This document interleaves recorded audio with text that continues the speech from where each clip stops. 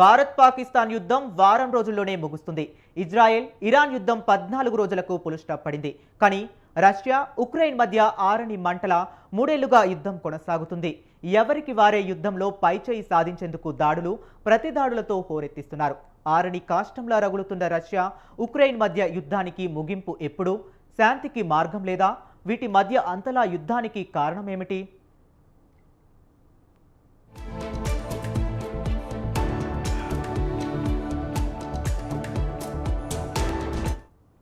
Russia Ukraine మధ్య దాడులు ప్రతిదాడులతో యుద్ధం 3 ఏళ్లుగా కొనసాగుతుంది.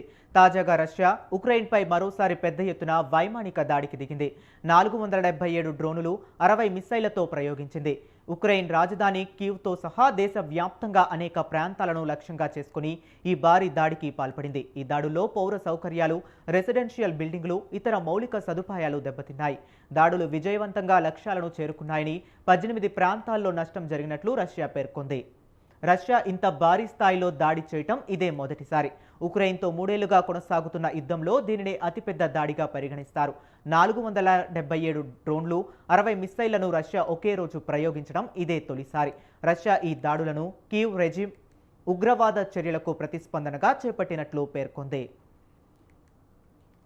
రష్యా ప్రయోగించిన 385 డ్రోన్లు, పలు మిస్సైళ్లను తమ వైమానిక రక్షణ వ్యవస్థలు కూల్చివేసినట్లు ఉక్రెయిన్ ప్రకటించింది. జూన్ 1న ఉక్రెయిన్ నిర్వహించిన ఆపరేషన్ స్పైడర్ వెబ్ దాడికి ప్రతీకారంగా జరిపినట్లు రష్యా వెల్లడించింది. ఉక్రెయిన్ ఈ ఆపరేషన్లో రష్యా వైమానిక బేస్లపై డ్రోన్లు దాడులు చేసి 14 విమానాలను ధ్వంసం చేసింది.